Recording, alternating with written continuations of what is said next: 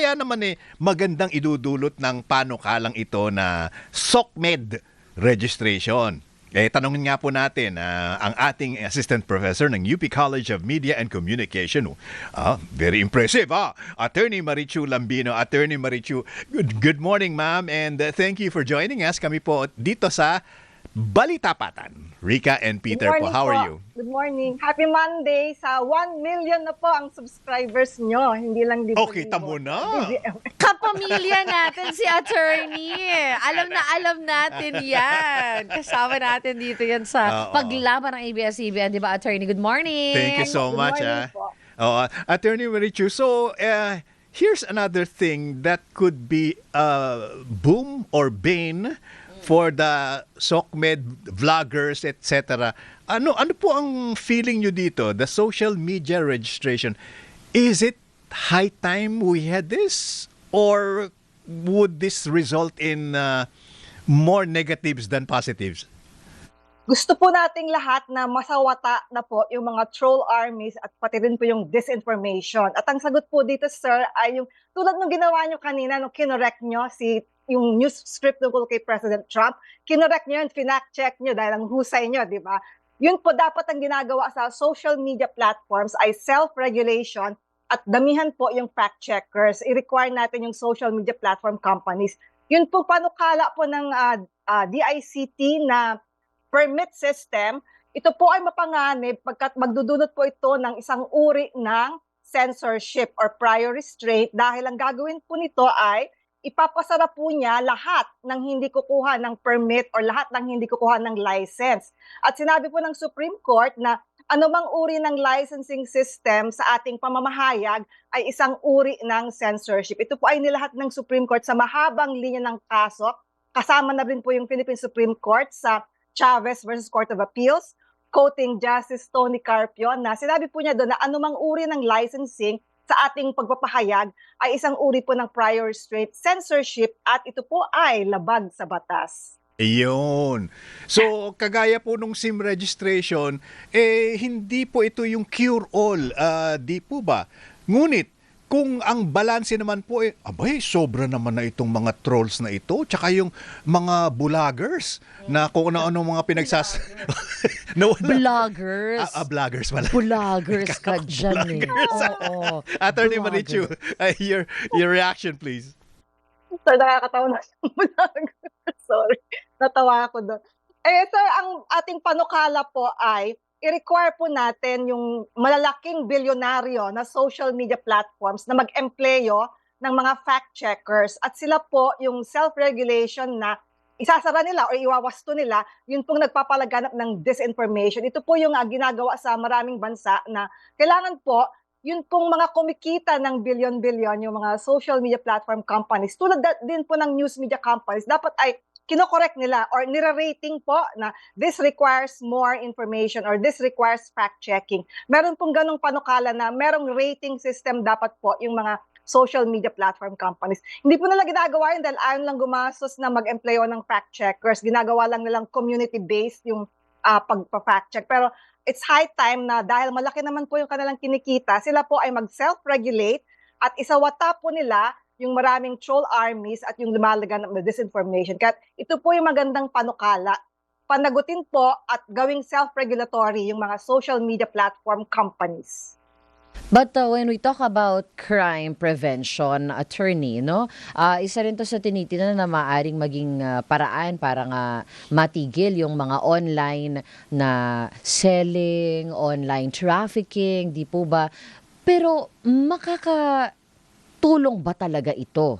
O is this just another magiging hurdle lang along the way pero hindi naman talaga siya magiging means to stop whatever is happening? Ang makakatulong po batay po sa ating karanasan, ang makakatulong sa pagsawata ng krimen online ay yung deterrence or paghuli, pag-aresto, law enforcement po sa lahat ng mga gumagawa ng krimen online. At dito po, kailangan po maging aktibo yung ating mga law enforcement agencies, halimbawa NBI, sa pag-trace kung sino po yung nagpapakalat ng mga spam, yung mga human trafficking, yung mga pagnanakaw online. At ito po yung mahusay na pagsawata sa krimen, yung deterrence po or mabilisang paghuli, pag-aresto sa mga criminals. Hindi po yung pagpapasara ng mga social media sites, dahil yung pagpapasara dahil hindi ka dahil walang pangalan or hindi ka nakakuha ng permit or license, yun po ay isang uri ng censorship. So, daan-daan, kung hindi milyon-milyong mamamayan po ang apektado niyan, kung tayo po ay kakailanganin ng isang permiso para po tayo makapagpahayag, yun po ay isang uri ng censorship. At ito po ay tinututulan at sinasabing labag sa ating saligang batas. Opo. Professor, isa pa po yung pag-alaga natin sa ating personal na impormasyon. Dahil sa pagkakabasa ko dito, hihingian ka ng government documents mo dito, government identity, para makapaggawa ng sarili mong account, di po ba? And we know how sacred our personal information are. Pero mukhang ito po ang kakailanganin. Hindi po ba ito isa na namang source ng mga impormasyon natin na pagkukunan na naman ng mga scammers? Tama po, binubuksan po niya yung pintuan para po yung ating data privacy, yung ating personal data, yung ating pangalan, communication information system, yung ating mga phone numbers, email addresses, ay magkaroon ng paraan yung pong mga kawatan para ito po ay makuha at tayo ay padalhan ng maraming spam. So tama po ang inyong sinabi na nagbubukas po yung pintuan para manganib po yung ating data privacy. At lalong-lalo na po kakailanganin na nandun yung pangalan mo sa lahat ng yung social media sites, yun din po ay nagbubukas ng pintuan para po ma-invade yung ating privacy. Dahil pag nakita na yung pangalan mo at nakita yung iyong contact information, pwede po nilang i-hack ang iyong bangko, ang iyong bank account, ang iyong online banking account. At kapag na-hack po yun, mawawala pa yung mga pera nyo, mananakaw yung pera nyo. Kaya mapanganib po ito sa pagbubukas ng pinto sa ating data privacy. Attorney Marichu, very interesting itong diskurso na ito dahil sabi nyo nga, hindi naman dapat na magkaroon ng censorship. But, let's call a spade a spade. Meron pong mga kumontra ng violent reaction, nga doon sa Grok AI ni Elon Musk. Tapos, we know for a fact na marami pa ring mga pornographic sites na accessible. Yeah. So kung ganon, when you talk about the pornography, when you talk about yung mga deep fake na AIs, anong kinaibahan nun dun sa mga fake news, trolls and machinery na nakikita natin at nababasa natin online ngayon?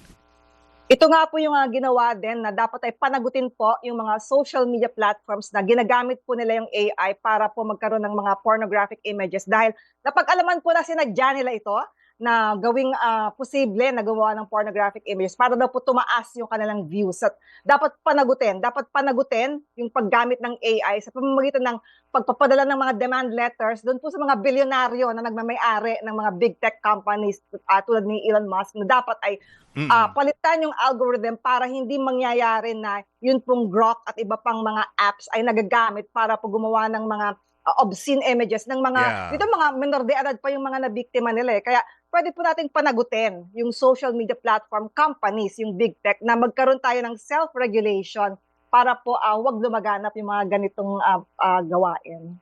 Ay nako, bitin na bitin. So we will make reservations po, Attorney Marichu.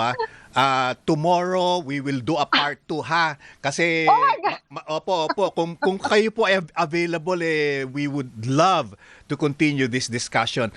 Attorney Marichu? Yes pa. Ayan, okay, very good. Maraming salamat. Thank you, Attorney. Good morning po, Professor. Bye. Salamat po. Thank you. Bye. Okay, thank you very much, Assistant Attorney. Professor ng UP College of Media and Communication, Yes. Attorney Marichu Madami pa Lambino.